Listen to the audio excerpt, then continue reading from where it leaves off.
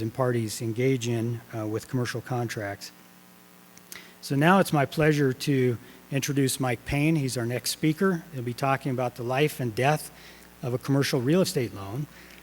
Mike received his undergraduate and law degree from the University of Kansas. He was the managing editor of the Kansas Journal of Law and Public Policy. He's admitted to practice law in Colorado and Nebraska. In 2010, Mike was named a rising star by the Colorado Super Lawyers magazine. That's a pretty significant achievement for Mike. But that pales in comparison to achieving an AV rating by Martindale-Hubbell in his 4th year of practice. And the attorneys in the room know how significant that is, and we're very proud of Mike for that. Mike's the current chair for the Community Foundation of Serving Greeley and Weld County. He represents banks, private lenders, and other businesses in commercial lending transactions. Most importantly, though, Mike has 2 beautiful daughters and a lovely wife with a child expected in September, right? That's right. So I'll turn it over to Mike. Thanks, Brent.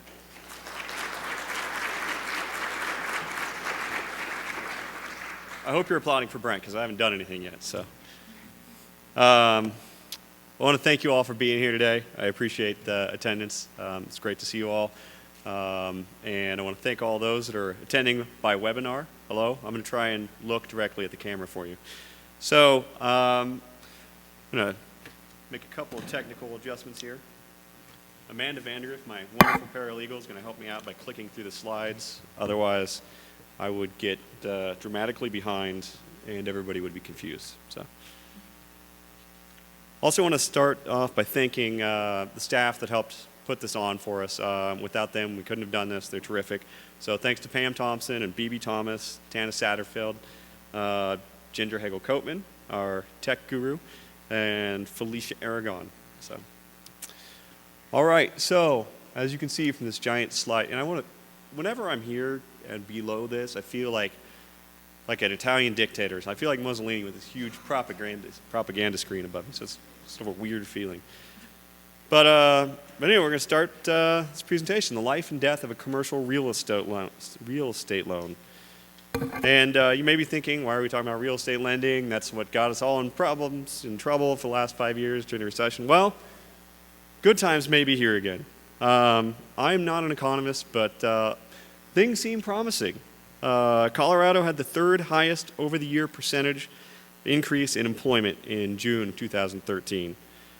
In June, also, Greeley-Evans home prices shot up to 17.5% year over year almost, in Fort Collins and Loveland are right behind that.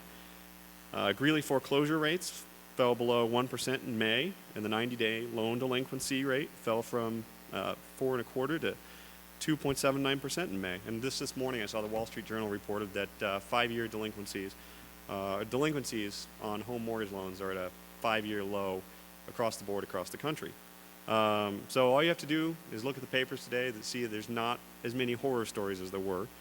And given the improving economic climate, it seems like an appropriate time to start talking about real estate lending again.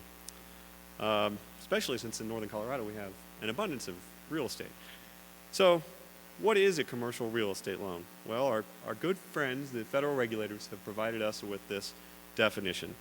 It's a credit that's secured by liens on or interest in real estate, or credits that are made for the purpose of financing permanent improvements to real estate. There's 2 types of commercial real estate loans, essentially. There's credit-based loans and project financing loans. Credit-based loans are secured by real estate, and they're going to be repaid from a borrower's business operations or personal assets. And essentially, these are business loans or lines of credit that are secured by real estate. So the real estate itself is not the source of repayment. What we're more concerned with today really is project financing. And project financing is cash flow originating in the underlying real estate collateral that's repayable primarily from income produced from that property or improvements made to it. Essentially, your borrower is taking money to use in changing the physical characteristics of the real property. So project financing progresses in phases based on value added to the development, by the development of that parcel. A borrower acquires the property, they clear and improve it, they put the infrastructure in place, and they build on it. It's vertical construction. Typically, these phases are funded through discrete, separate loans. And there's 5 primary real estate sectors, as probably most of you know: office, retail, industrial, hospitality, residential. And all of these various sectors have varying degrees of appeal to lenders. And that appeal level may depend on the geography of where you are and the economic climate. As we all know, over the last few years, retail and residential were harder sells if you were looking for a loan. But things seem to be improving in those regards. Well, when you're asking for a loan, you're issuing a loan, there's risks involved. There's always a potential that events, whether they're expected or unexpected, are going to transpire and have an adverse impact on the, and I say lender here, or the borrower. I come from a sort of a lender perspective because those are typically my clients. But for the purpose of real estate lending, though, the Office of the Comptroller of the Currency, which is the regulator for national banks, has defined 5 types of risk that apply to real estate loans. And those are credit risk, interest rate risk, liquidity risk, transaction risk, and compliance risk. So I've got this picture of this couple up here. Look like they're on a date, and lenders and borrowers courting each other. Not like a young couple out on a date trying to feel each other out and decide what the risks are. They've got to weigh whether they want to enter into a relationship with each other. So the first type of risk is credit risk. And this is the kind of risk that most people think about when they're thinking about borrowing and lending. It's a risk to earnings of a bank arising from an obligor's failure to meet the terms of a contract with the bank.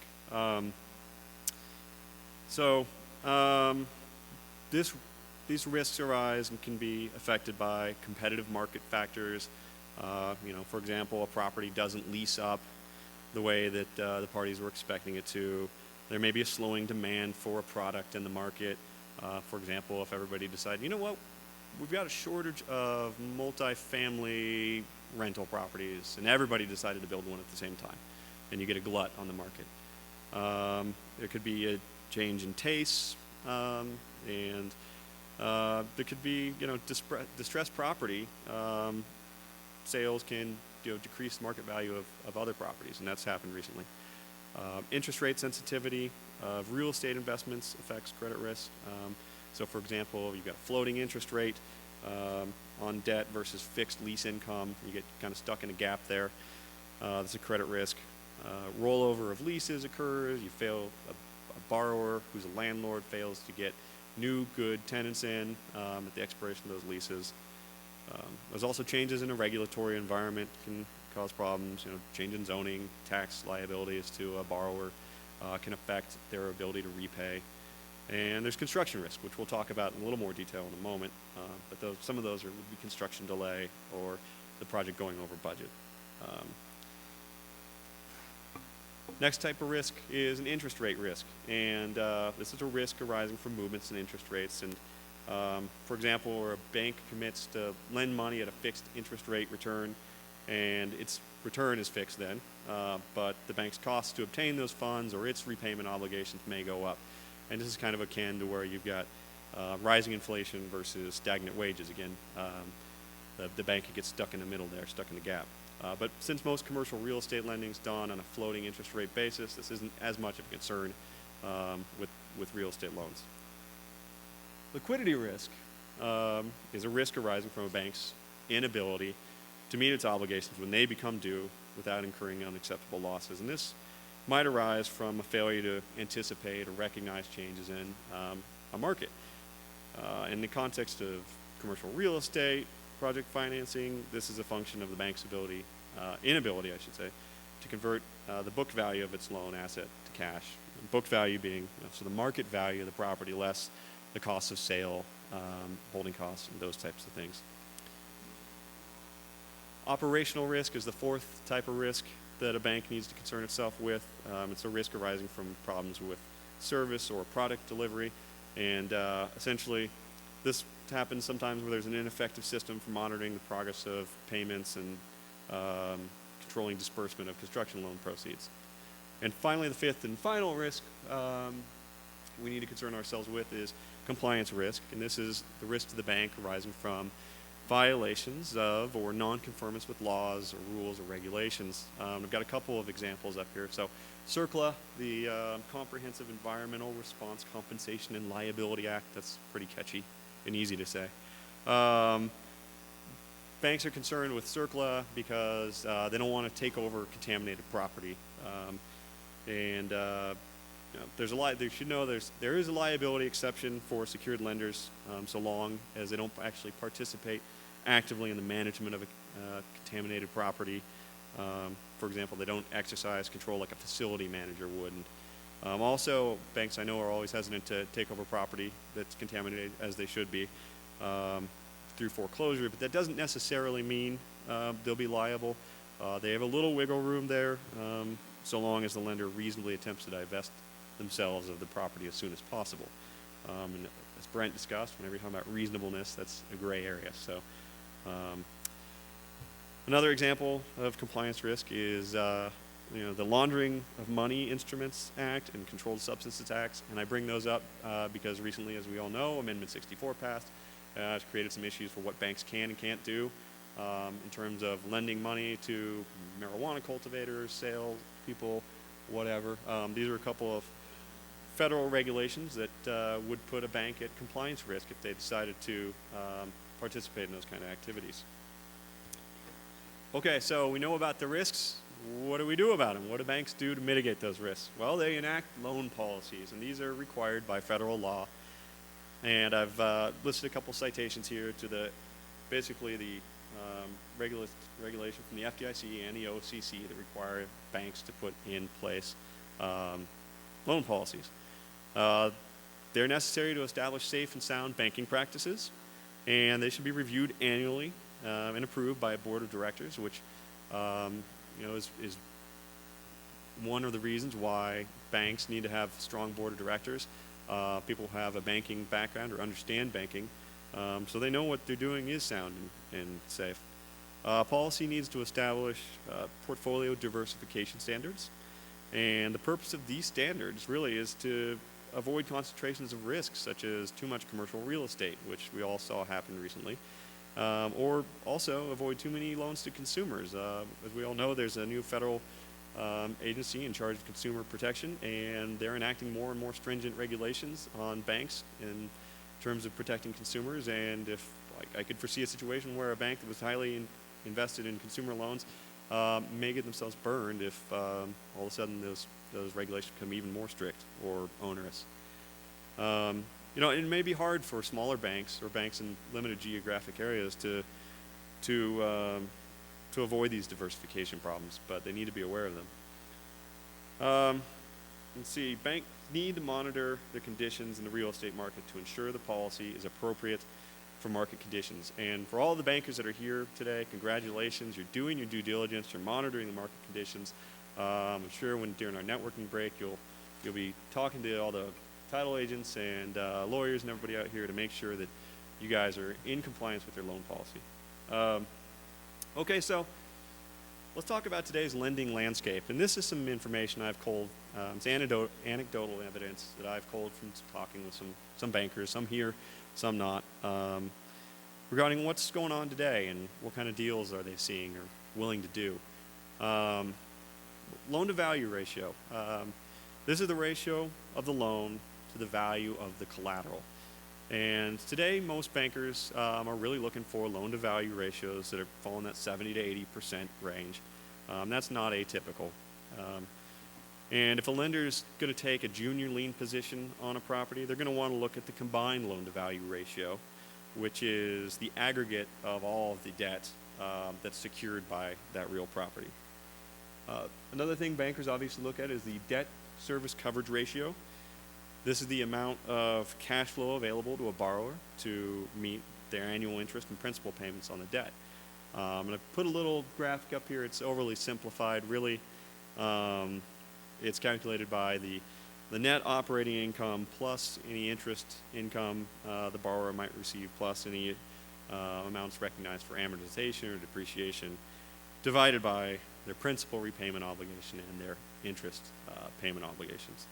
And today, bankers are looking at 1.15 to 1.5, depending on the deal and various other factors, such as whether the property is going to be owner-occupied or it's investor property.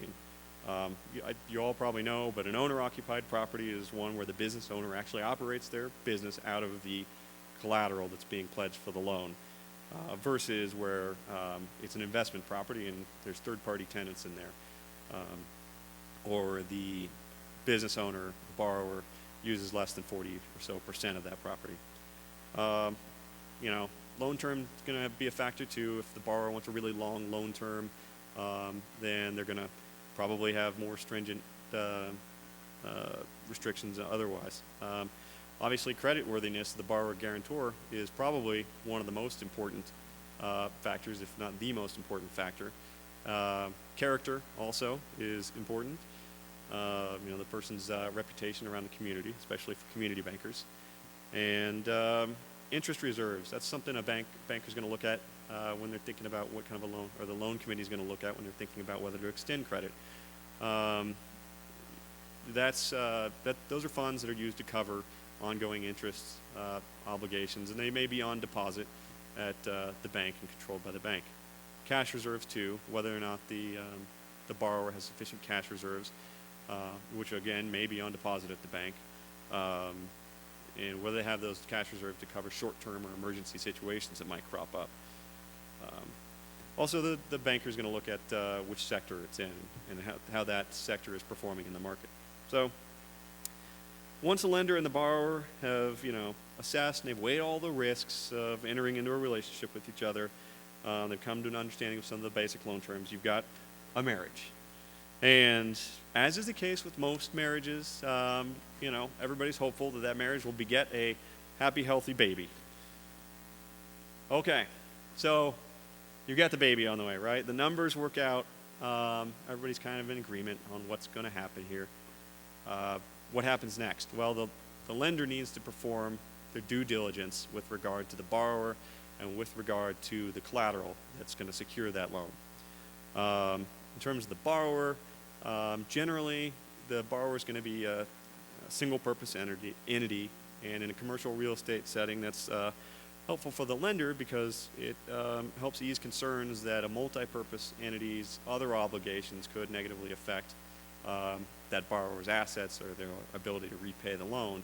And from a borrower's perspective, that's good too because they can help segregate their assets in the event of a default down the road, which nobody wants to worry about it at the beginning of the relationship like this, but it happens. Going to want to make sure that that entity is in good standing. You can verify that with the Secretary of State, that the entity has an written operating agreement, partnership agreement if it's a partnership, articles of incorporation, all those formalities have been complied with. And want to make sure that the entity is solvent, obviously, and it's pretty easy for your attorneys to check the bankruptcy records really quick to make sure that they're not in the middle of a Chapter 11 bankruptcy or something and you're not lending them money unsuspectingly. Also going to want to make sure you get audited financial statements and that those all check out and good last couple of years tax returns and that the officers and directors are all identified so that you know who you want to get guarantees from. So finally, also, you're going to want to search for tax liens. You can do that on the Secretary of State's website too. The IRS records tax liens not only in the real property records, but also in the Secretary of State records. And those liens in the Secretary of State records are effective as to the personal property of the debtor. So next, the banker is going to vet the guarantors. And a lot of the same things. Going to look at audited financial statements and tax returns and make sure that they have the creditworthiness that they're expecting, and that if, God forbid, they have to enforce guarantees, that those are going to be are actually going to be make good on their obligation. Another thing that bankers and borrowers should be aware of is Regulation B of the Equal Credit Opportunity Act. This regulation prohibits disparate treatment of protected classes such as minorities, and women. And disparate treatment can occur even when a bank is trying to do something nice. So actually recently in March of this last year, the Office of the Comptroller of the Currency enacted an enforcement action against a bank in Maryland because it was capping its loan revenue on loans made to women and minorities at 2.5%. And the OCC said, no, you're treating them with its disparate treatment. You're giving them benefits that, other, white males, for example, aren't getting. And they got a big finger wagging. So just be aware of that. That comes up too sometimes where a bank, requires guarantors from a husband and a wife. If they're both members of an LLC, that's perfectly acceptable. They both have a vested interest in the borrowing entity. But if the woman, the wife was, for example, a member, but the husband wasn't, and they went to the husband for a guarantee, that could get the bank in hot water. There could be allegations down the road that the bank had violated Reg B. So the bank's also going to perform due diligence as to the collateral it's taking to secure the loan, obviously, whether that's real property or personal property. And we're going to focus on real property here since we're here for the real estate update, and the topic of this presentation is commercial real estate lending. So they're going to look at the title, obviously. I'll get into that in a little more detail in a second. They're going to make sure that all the property taxes are paid, both as to property taxes and the personal property taxes, because both of those can be a lien on that collateral property. And I've had some difficulties getting a tax certificate that shows that personal property taxes are paid, not necessarily in our market, but in other areas outside of northern Colorado or Denver. So you want to make sure you pay attention to that too, because that could crop up, particularly if the bank is lending money to a borrower that's got a lot of equipment and things on site there. The banker is going to make sure that they know what special districts are in place on a property. Just like in a contract to purchase real estate, where the onus is on the buyer to make sure they know everything about the special districts and the obligations that they might have after they own the property, the bank should take that cue, and they should realize they have an obligation to make sure what their borrower's obligations might be to a special district, or what the obligations on a property might be, because that could significantly impact a borrower's ability to repay the loan. Similarly, we want to look at what development obligations might be in place with regard to a specific piece of real estate to municipality or a county. Clearly, the bank's going to get an appraisal done, and that could be done as is or as completed, or both. As is clearly the state of the property right now. As completed is how everybody anticipates it being built out and what the value of that property will be once it's built as everybody expects it to be. And I probably overly simplified that. The appraisers in the room, I'm sure, can give a more detailed definition of that during the break here, if you're interested. Lenders also want to make sure they get an environmental site assessment if there are any concerns whatsoever that there may be some contamination on that property. These are what, you hear about a phase one. That's what that is. A phase one is an investigation of the historical use of the property, and they do sort of a superficial on-site inspection to make sure there's no, rusted 50-gallon drums leaning over with green stuff oozing out of them. If there are, then you're going to want to get a phase two inspection of the property done, and that's where they actually do physical testing to see if there's any hazards such as lead, asbestos, those types of things on the property. A physical inspection, that's always a good idea. Go walk around the property, make sure the banker, make sure they know what they're going to get a lien on. That should obviously always be done. Sometimes it's not. Or a survey should be done sometimes too, and the purpose for that is to ensure that there aren't any adverse property claims on this, such as an easement that's going to go right through, or that goes right through where you want to build a building, for example, or make sure that a railroad can't come back and put railroad tracks down where you thought you could build a building. Also, this helps to ensure that you get a proper legal description, especially in a meets and bounds situation, where you want to put that legal description in your deed of trust, obviously. So let's see. And I've made a reference up here to water and minerals. If a lender thinks they're going to be getting a lien on water rights or mineral rights, that can be a complicated and expensive process to make sure the collateral is what they think it is. So I guess I'd recommend making sure that that gets run by an attorney to verify it is what you think it is. I mean, you may think it's personal property, and it could be real property. You may think it's real property, it could actually end up being personal property. And there's different methods for perfecting a lender's interest in those types of things. So, moving on, we're going to talk about title inspection. Obviously, a lender's going to get a title commitment in place. They're going to get a loan commitment, and that's a commitment from a title insurance company to insure the lien of the deed of trust. And that's different from the owner's title commitment or an owner's policy, which is a policy to insure the owner's vested interest in the property, and that the state of title is as everybody expects it was. And some of the basics, Schedule A of a title insurance commitment is going to list, the policy amount, what the coverage amount is. It's going to describe the real property that's the subject of the subject of the policy, and it's going to state who the property is vested in, and who the beneficiary of the policy will be. Schedule B1 lists the requirements of that are going to be required by the insurer before they issue the policy. A release of a prior deed of trust, a proper vesting deed, those types of things. Schedule B2 always lists the exceptions to coverage. So it's going to show what the senior lien interest might be.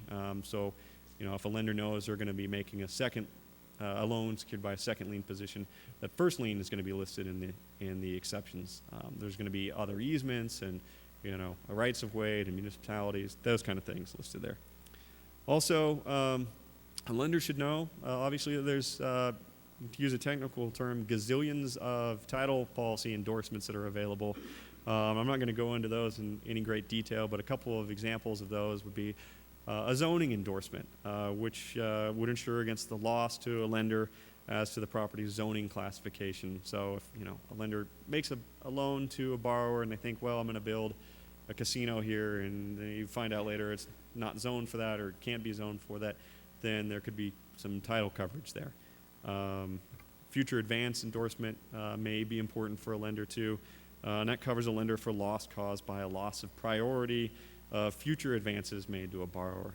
So if they've got a line of credit, they extend some funds secured by a lien, they have an intervening lender come in, get a second lien position, and then the original lender pays more on the line of credit, and there's a problem there with the perfection. That kind of an endorsement might protect the lender. So once a lender's due diligence has been performed, or perhaps while that's going on, the lender needs to begin preparing loan documentation. So everybody's seen a loan package, I'm sure, in this room. Sometimes they can be huge and onerous. Even if you're just buying a home, they're ridiculous. But in a commercial setting, they can be even more difficult. First thing we're going to talk about is a loan commitment letter.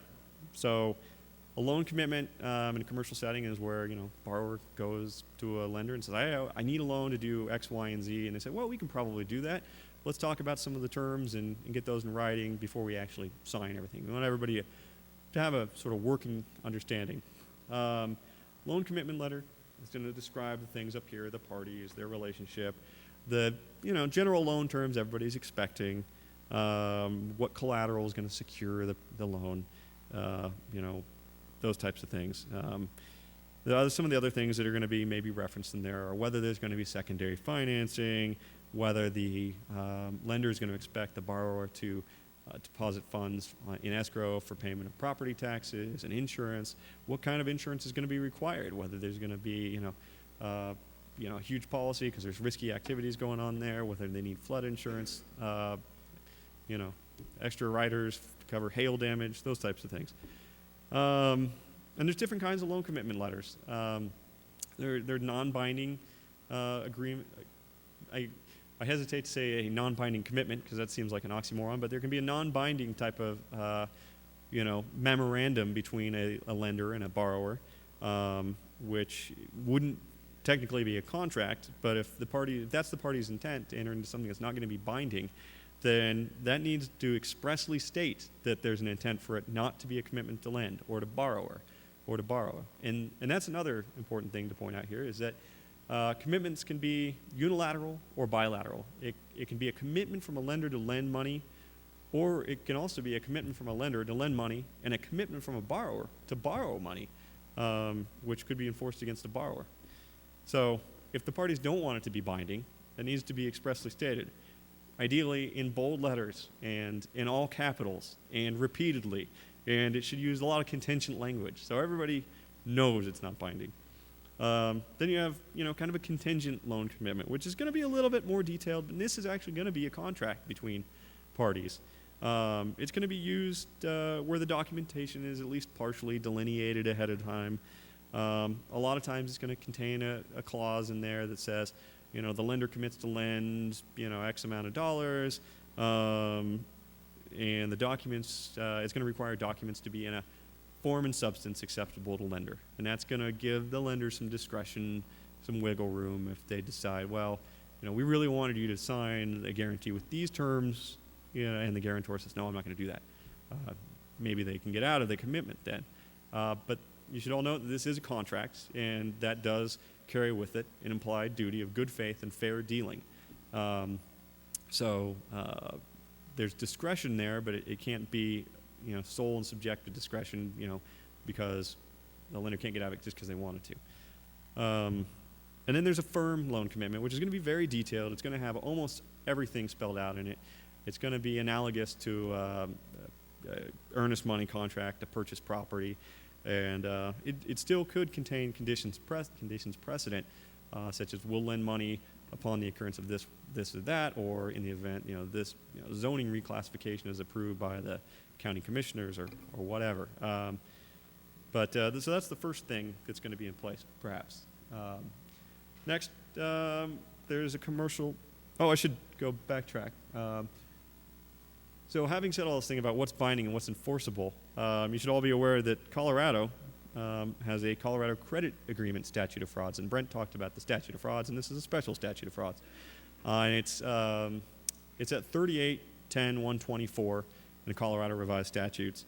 It was enacted by the legislature in the 80s, I think, to discourage lender liability suits. It applies to credit agreements between a debtor and a financial institution for loans that are $25,000 or more.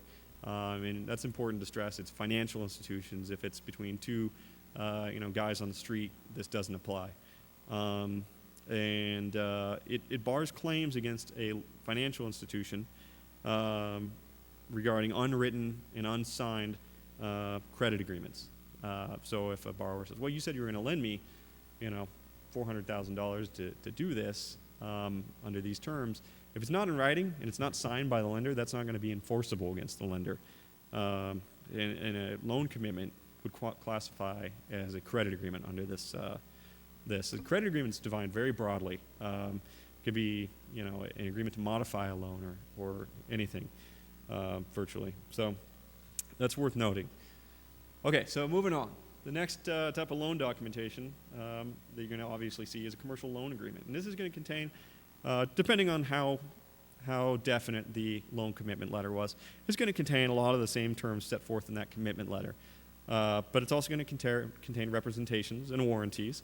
It's going to contain financial covenants, such as what the debt service coverage ratio has to be, and whether or not the borrower has to agree to fund any interest or capital reserves, and what the events of defaults are going to be, and what the lender's remedies are in that event. Also, obviously, the promissory note. That's the big one. That's no lender's going to lend money without a promissory note, because unjust enrichment claims are harder to enforce than breach of contracts claims. So promissory notes can be non-recourse. They can be payable on demand, and there's such a thing as a cognivant note. Non-recourse loans basically would require a lender to, only go after the security for the loan. And sometimes this works out. Sometimes banks are willing to give these if they think they've got a strong enough piece of collateral. But there's almost always going to be carve-outs, non-recourse carve-outs, which people call bad boy clauses. And those would include, a carve-out pertaining to, well, if the borrower commits fraud against the bank, or if they file bankruptcy, or if they lay waste to the property or sell it without the lender's permission. Those are going to be carve-outs that might allow the bank to go back, or the financial institution, credit union, what have you, to go back against the borrower personally. Sometimes a note will say it's payable on demand, and it'll say, we promise to repay this loan, in monthly payments of principal and interest for a term of 5 years, or it's payable on demand. So the lender can call it due whenever they feel like it, theoretically. It's probably going to require some, reasonable reason to do that. I think a court would be loath to enforce that if there really wasn't any good reason for that. Cognavit note is sort of an antiquated concept. Don't really see these anymore. The only case law in Colorado I could find about these are from the 1870s, but I mentioned it because they're kind of interesting. It's essentially a note where borrower says, I'll repay you, and if I don't, you can walk into a court and get judgment entered against me without any evidence or proof, basically. Courts are loath to enforce those, apparently, too. So a promissory note, in order for that to be enforceable, it's going to have to be signed by the borrower, obviously. It's going to need to state an unconditional promise to repay funds that have been loaned. It's going to have to state a period of time for repayment. It can't be completely open-ended. And it's going to have to state what interest rate is being assessed on the principal. And if it doesn't, the IRS, as I understand it, Peter can clarify this, if not, is going to impute an interest rate on that income. And for a note to be negotiable, i.e. for it to be able to be sold or traded to other creditors, third parties, the Uniform Commercial Code requires that it states that it's payable to the order of the holder. Okay, next. Very important in dealing with commercial real estate, deed of trust. Deed of trust is not a mortgage. A mortgage is a contract between two parties, the borrower and the lender. A deed of trust is a contract between three parties, essentially, or it's an agreement between three parties, the borrower, the lender, and a trustee. And in Colorado, we have a public trustee system, so theoretically, all of your deeds of trust in Colorado should be granting an interest in the property to the trustee for the benefit of the lender. And in the event of a default and proper foreclosure proceedings, the public trustee can then sell the property. These are all going to contain a due on sale or transfer clause, or due on additional encumbrance clause. So if the borrower sells the property in the middle of the loan, there's no more collateral, the loan is due. And they may contain an assignment of rents in them themselves, or that could be a separate standalone agreement where a borrower who is a landlord, commercial landlord, assigns the lender the right to step into the borrower's shoes and collect rents from the important tenants and negotiate, deal with lease terms, things like that. Bank's going to get a good statement of authority in place stating that the person who signed the note or the deed of trust on behalf of the corporation or LLC or what have you has the authority to do that. May want to make sure also that there's or the proper corporate resolutions in place. So it's not just a piece of paper signed by the guy saying, yeah, no, I have authority. Don't worry, I'm good. You may want to get the resolution signed by the secretary of the corporation saying, no, he really does have authority to do this. There's going to be personal guarantees, obviously, important subs, or there may be problems getting materials that are expected. There may be a lapse in insurance coverage. In the middle of your construction project, you could have a tornado or a giant hailstorm come and destroy everything. And then, hey, somebody forgot to pay the premium this month. Those are all problems to consider. The project may go over budget or over schedule.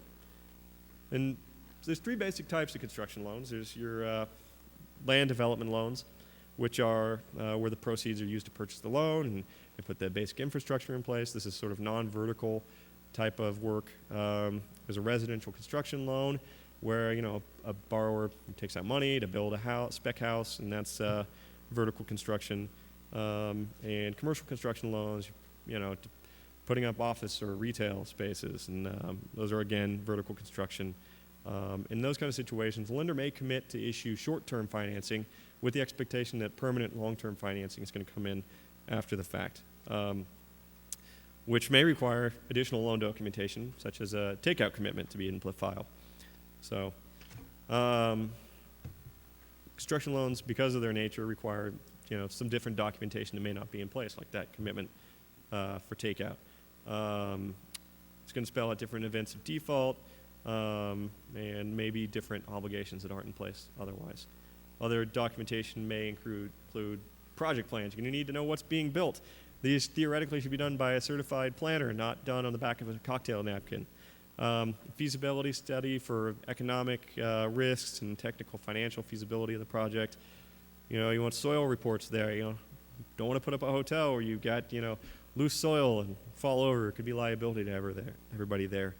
And you may want to take an assignment of all the construction contracts and contracts with the architects and the like, in the event that there's a default and the lender has to step in and finish the project, or that they sell, somebody steps in and finishes the project. They want to take assignment of all those contracts. So construction loans are interesting because there's ongoing disbursements of those. They're not just one lump sum. There's a simplified payment plan, and these are usually used in residential and smaller construction projects. And essentially, you've got 5 sort of payments, and the 5th one's made after it's done. The CEO is issued certificate of occupancy. Then there's progress payment plans, which are used in more sort of complicated commercial construction. The funds are released at the completion of different project phases. Verification that the lender, the borrower, builder is on budget, and the final disbursement, again, is not going to be paid until everything's done, the CO is issued. And a lot of times in these two, there's retainage that's held back. So if a draw request is $500,000 or $1 million, the lender's going to hold back 10% of that just to make sure that there's enough at the end to pay everybody. And that retainage is paid out at the end. So, in an ideal world, your loan is going to, live to a ripe old age. Everybody's going to be happy, and it's going to be completed on time and budget, and sales proceeds pay off the lender, or takeout financing comes in. But you may want to be on the lookout that your loan could be on life support, and some of those warning signs include declining markets, such as bad economy, payment delinquencies from a borrower. That's a pretty good warning sign. You can't pay the bills, you can't pay your loan payments. Delays in construction, mechanics liens popping up on the property, changes in the concept or the plan of the construction or the project. If the lender's cheapening, or the borrower and builder's cheapening the project as they go along, that might be a sign that funds have been diverted, not necessarily that just the cost of materials has gone up. So when those warning signs start to mount, the lender has to classify a loan for regulatory purposes, and essentially you've got sick, dying, and dead. Substandard, doubtful, and loss. Substandard is going to be an inadequately protected loan. We're starting to get worried that the LTV, loan-to-value ratio is low, coverage ratio is low. Dying, doubtful loan, collecting all of our loan is probably impossible, but we still think there's a recovery to be had, and a total uncollectible loss. When you've had a material default under the loan docs, and it appears that the loan isn't going to be a loss, that there actually could be some recovery, then a lender is going to engage in some of these type of things. And I'm not going to go into these in detail because I've covered these a lot in the last couple of years, but there's different kinds of workouts. There's loan modifications that could be made. The deed in lieu, if the lender's willing to take back a property and there's not a bunch of intervening liens. Short sales. A Chapter 11 bankruptcy is a workout. It's just not in the lender's control at that point.